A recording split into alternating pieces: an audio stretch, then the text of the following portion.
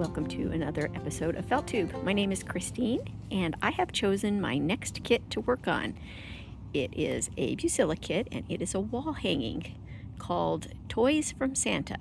It's a felt wall hanging, and you can see the model number there is 89657E, and this is the adorable looking wall hanging.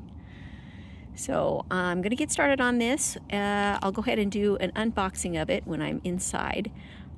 But for now, I just thought I would tell you the date. It is November 14th, 2024. So this looks fairly easy. I mean, it's big, but it really doesn't look like a lot of embroidery. A little bit there on the teddy bear's face. And of course, Santa's face. I don't know if his cheeks are satin stitched, but I can't tell. I think those are probably satin stitched. So I'll have to decide if I'm going to do satin stitching or if I'm just going to find some pink felt. Depends on my mood at the time. But other than that, there's a little bit of embroidery right there around his sleeve, but I don't know. Sequins? Not even too many of those. There's a little embroidery right there. So I'm excited to get started on this. I feel like it's going to be a quick stitch, so I should be able to get it done by Christmas. What do you think? Like I said, it's November 14th now, so I mean, yes, I am doing some cross stitching on the side as well, so it depends, but we're going to aim for that.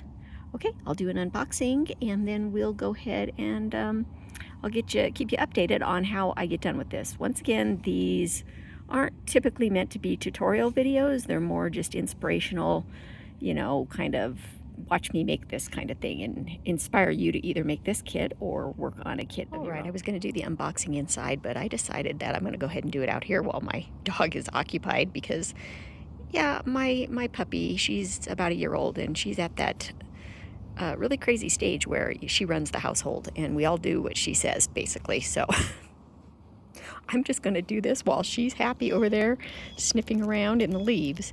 And let's see what's inside. All right, so that's what it looks like. This is a pretty thick pack of felt in there. So let's go ahead and dump this out and see what's inside. Okay, as per usual, we have the embroidery floss here. And these are your typical Christmas colors. We've got the wad of beads and sequins here. Okay, we got your, yep, as usual, you got your clear, your red, and your black beads. The needles are usually in there somewhere. Okay, we got an embroidery needle and a beading needle. And these are the sequins. Yeah, so we've got the white, gold, black, green, red, and more white. All right, and the felt here, we've got, there's Santa's face, got the teddy bear pieces. So far, the felt feels like nice quality, not too thin. You got a bunch of white here for the beard. And all the stamps look really nice. So far, I haven't seen any issues. Oh, and lots of red, because obviously that's his big, his big outfit, you know, coat and stuff. So that's going to be probably the most of that color. Nice gold color here. Yeah, all the felt is nice and thick, good quality. And then this is the pellin that you get for the backing. So nice big piece of that. And finally, we've got the black for the boots. Feels good. And then you have your instructions. And the instructions with a nice big picture here to give you the key. I mean, this gives you, you know, what type of embroidery stitches you're supposed to do where, and then you have to look at usually the back of the picture, the cover picture, which I always refer to the cover picture a lot, so it's definitely good to have that nearby. And then you have the key here that tells you, you know, which colors of floss you need, the types of stitches. You're going to do the outline stitch, straight stitch, and there's definitely a satin stitch. let's see. Yeah, pink satin stitch, I suspect. It did look like from the cover. Let me look real quick at his face. So yeah, do you see how that little pattern right there coincides with the key right there that says you need to do pink satin stitching? So we'll see. I'll decide if I'm going to do the satin stitching or just cut big pieces of pink felt. All right, I'm excited to get started on this, and we'll check back when I have some progress to show you. All right, it's time for an update. I've finally got a little bit of a start on this, and right off the bat, I had a mishap. So I was cutting out the boots, and I had cut one completely out, and the second one I had almost cut completely out. I think I had a little bit around here to cut, and then I put it away, and then a few days later I picked it up, and there was a white line right here where the stitching is that I, for some reason, because I just picked it up, I thought that was a cutting line, and so I cut his heel and basically the front, the sole of his boot. Cut it right off. And right after I did it, I immediately knew what I did wrong. So that was a challenge. Now, I probably had enough black felt. I could have just cut out a complete different shoe, a boot, which I should have done. But I'm like, oh no, I'll just take on the challenge and fix it myself. So well, you can tell. It doesn't look perfect because what I did is I butted this piece up with that piece and sort of did a whip stitch to stitch them together so that I could do the outline stitch over it. But my outline stitch doesn't look great because it's kind of hard to do an outline stitch over two pieces of felt that are butted together. So there's kind of there was still a little bit of a gap there. So it doesn't look great. I mean, if you can compare, my outline stitch on this boot compared to this one, because it kind of just kept getting caught under, in between the two pieces of felt. I don't know. It's kind of a mess, but, I know those things, they seem horrible when you're doing them, but in the whole scheme of the things, when you're done, it's not going to be that noticeable. So I'm just going to leave it as is. But yes, I can't believe I did that. I just lopped them right off, and I'm like, whoops. So we moved past that. I did go to the store and get some low loft batting for the larger pieces. I just got this bag here. Picked it up at Walmart. So low loft quilt batting, and I did use it for the boots, but then it's actually a little bit too thin. It didn't even hardly seem like it had any loft to it at all. So I probably should have doubled it up, but instead, after I put that on, I just went ahead and added a little bit of stuffing into the boots to make them just a little bit more puffier. And, I'll probably just use regular polyfill for these smaller pieces, but then, these larger pieces here, I'm going to probably go ahead and cut 2 layers, I think, of the low loft batting, just to give it a little bit more dimension without giving it too much dimension. Another thing is I was noticing, so you have to stitch all these pieces onto this pellin, which is kind of, it's awkward, I guess, because it's not very bendable.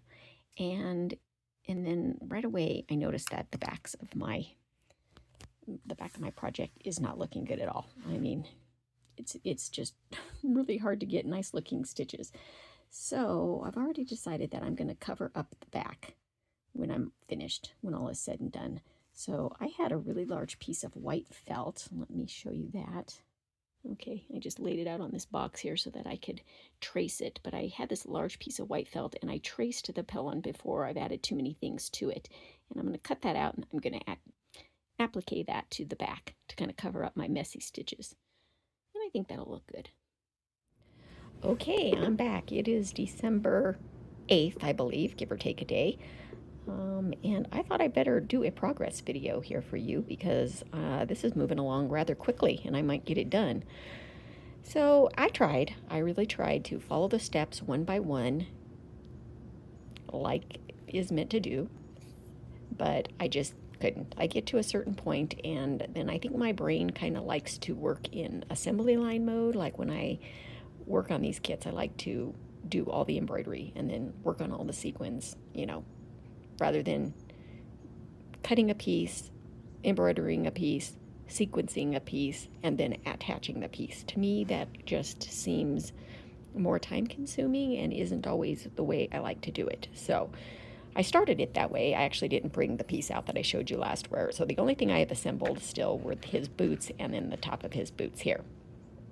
And then I went on to start working on these pieces and parts, and I didn't feel like attaching them because I was doing the embroidery, and I thought, well, I'm just going to do all of the embroidery of the whole kit and then work on all the sequins, and then when I'm all said and done, I'll assemble all the pieces. So that's kind of what I've started to do. So let me just show you all the pieces and parts that I've gotten done so far.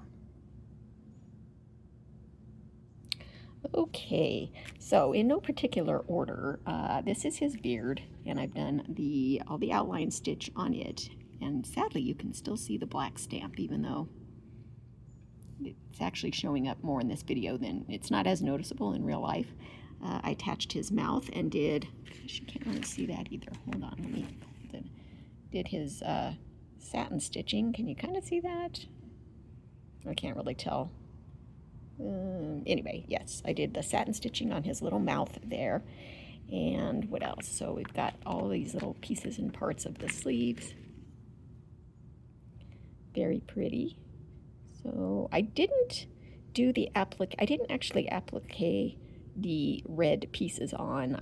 They're just being held by the sequins. I don't know if that's what it says to do in the instructions or not, but that's the way I did it. Because I think that it looks fine that way.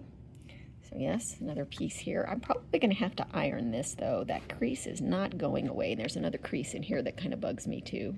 I know over time they'll probably kind of diminish, the wrinkle will diminish but on its own, but I think that I might, oh no, I can't run an iron on it, I guess, since I did the sequins. So, okay, well, scratch that. I can probably iron this one. So it's fine. Okay, then I got this whole bag of goodies. So let me dump it out and show you all those pieces and parts.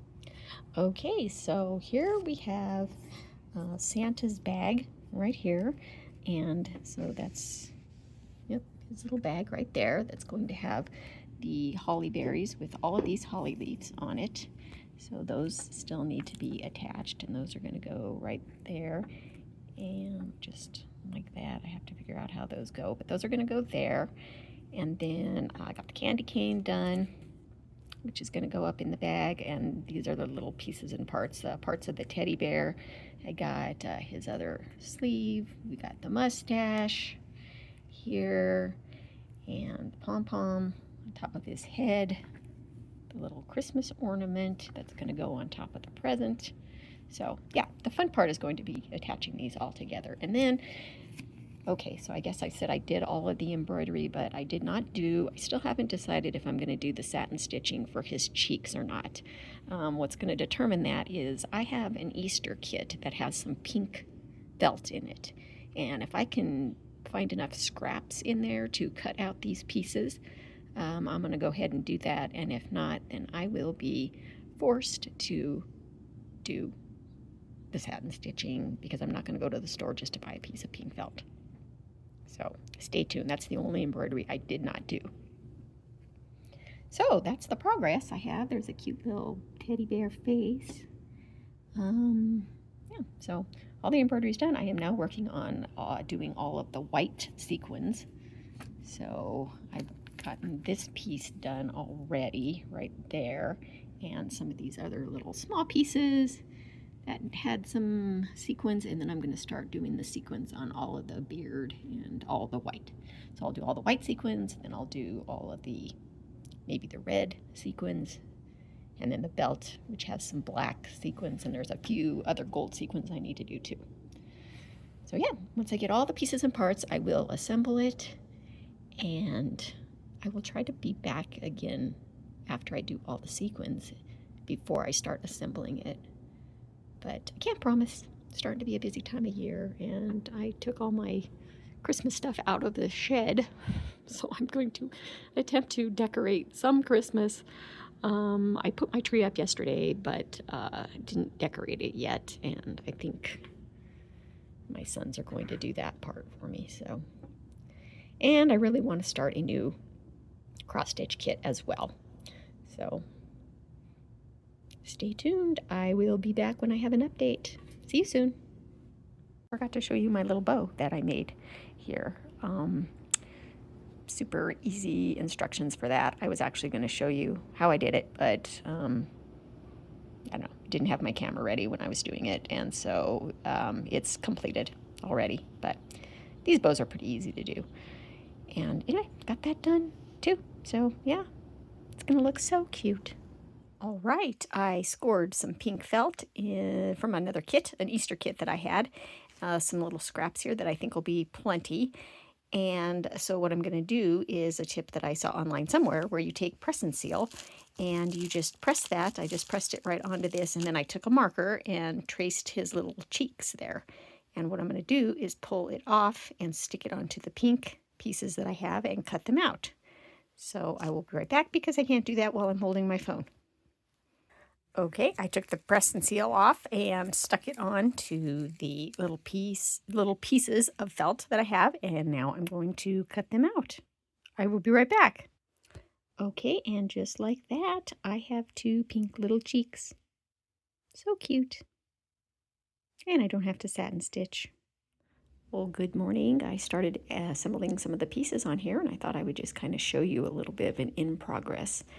I have now put on, so the next, after doing the boots and the trim down there, they wanted me to move up here and do the sleeve and then the trim.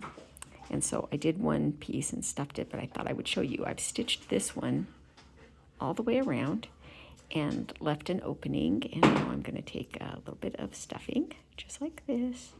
Hard to do when I'm holding a camera, but I'm going to take a little piece of stuffing, and I'll probably do a little more, but what I do is you know, stuff it like that, and then I like to use these little cuticle sticks to, you know, kind of get it into the corners and stuff. So I'm going to finish doing that, but I just wanted to show you that you stuff, and then I'll tack it closed right there at the top, and then you do the same thing. You get the next piece and you lay it down, you line it up so that the edges match, kind of like so. You gotta fiddle with it a little bit. Then I'll take that and I'll stitch all the way around this edge, leave it open right there, and add a little stuffing. And then I think they want me to move over next and do the candy cane and the presents and all this area over here. So that's what I was going to do, and this is what my back is looking like. Pellin is kind of tricky to work with. In a way it feels kind of fragile, but in another way it's kind of stiff and seems kind of durable. So you can see why, though, I want to cover my back when I'm done with a big piece of felt so that you don't have to see all of my stitches. So I'm not really taking care on how the back looks because I know it's all going to be covered. But yeah, it's going to be so cute. All right, I'll check in later. Well, here we are at the beginning of January, and I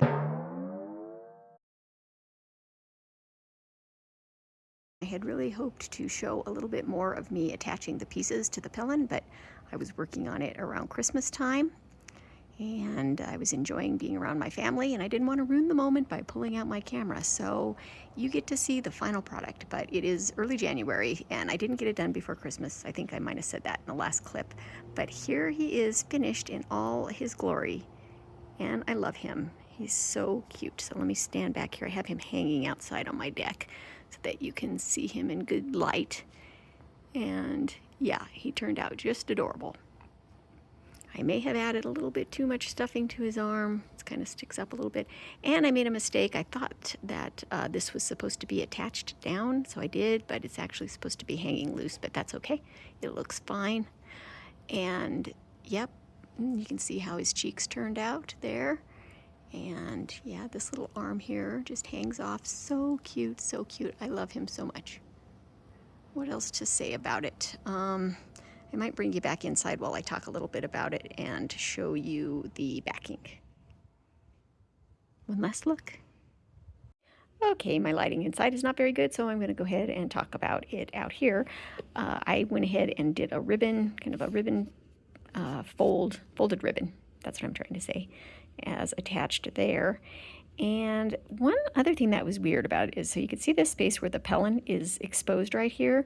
And I think the way I laid the pieces, I think this was kind of supposed to come down this way a little bit more and cover that, but it didn't. And so you can see the Pellin. No, I was thinking I may cut a hole, but then I'd have to cut a hole in the backing too. I'm just going to leave it. It's fine. So here is the backing right here. You can't see the whole thing because I have you on my lap. The backing didn't fit. So you know how I traced it at the beginning? And because pieces tend to shrink when you applique them, this ended up being a little bit too big all the way around. And it seemed like it was consistently about a 1/4 inch too big all the way around, so I just eyed it and cut everything down a little bit. But what ended up happening is some spots I ended up overcutting a little bit, like you can see right here. So I had to make do. Had to do a little nip and tuck along the way. And yeah, it's the back. It doesn't matter, you know. I used white thread, and when I attached it, like here where you can see that there's a different color on the front, I just made sure when I did my whip stitch that I grabbed the pellin instead of the front felt, if that makes any sense. And that way, you know, then you can use white thread on the back. I do that with my stockings too, so that you don't always have to change the color to match the front. You can just kind of strategically grab from behind. So, yep, yeah, some other places it didn't fit, kind of around the shoes. You see, it's a little short there, so don't tell anybody. But for the most part, yeah, it fit pretty good that way, and I'm happy with it. So, yes, once again, there's where I attached the little ribbon, and he just turned out so cute, very cute. Okay, on to the next project, and thanks for watching. If you have any questions, just leave me a comment below. I guess I could give a review of the kit overall. I had already said that I ran out of sequins, so that wasn't ideal.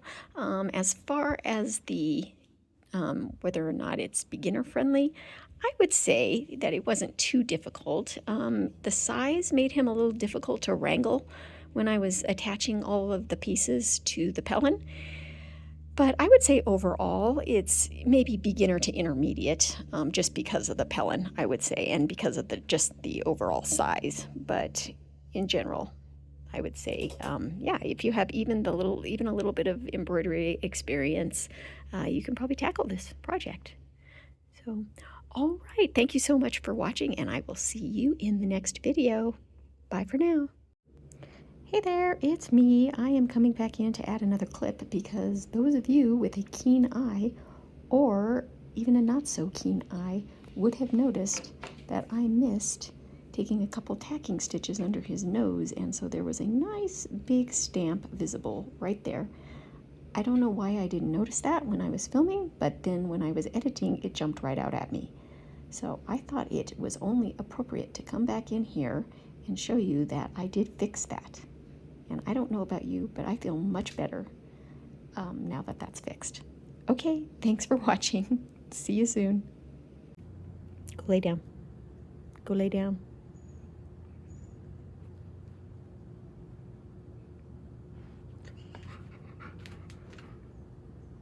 That's good. You can sit. Okay.